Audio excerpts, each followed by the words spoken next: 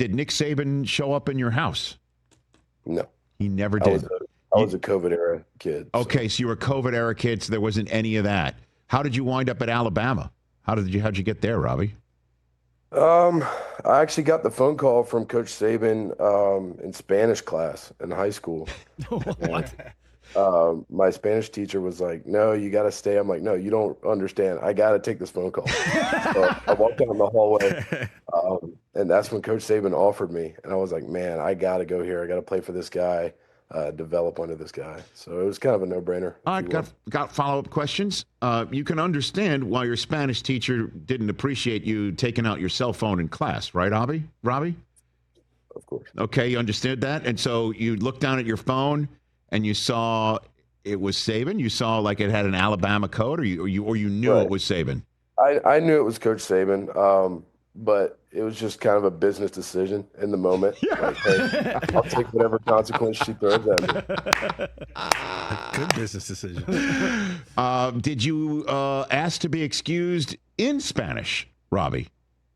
No. I did not. Okay. Very good. Just was wondering if you were that fluent to basically say, I need to take this in Spanish.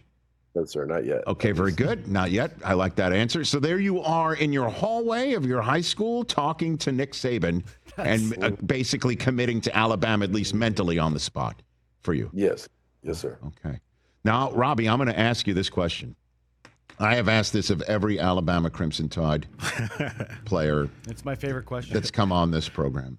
I've asked it of Tua. I've asked it of Mac Jones. I've asked it of Jalen Hurts. Name the Crimson Tide player. I've asked it. Derrick Henry, right? Didn't I ask it of Derrick Henry as well? Jalen Milroe. Okay, all of them. What's the most pissed off you made Nick Saban, Robbie? Ooh. I will say I did a really good job kind of staying out of his wrath. Okay. But I do have a funny story. So freshman year, you kind of got to earn him calling you by your name. So freshman year, I'm just 45, right? And I'm running onto the field. It was with like the threes offense or whatever. And I'm looking back at the play call coming from the sideline, and I'm kind of jogging backwards towards the field. I didn't see Coach Saban behind me, and I kind of bump into him. And I turn around, I'm like, oh, crap, I just ran into Coach Saban.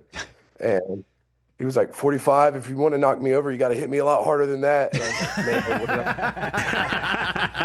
like, man, So that's about it then. So that was it. You stayed out of his wrath otherwise. yeah, you Okay. can say that. When did you earn being called Robbie or Ouzts? When did that happen? Probably early junior year.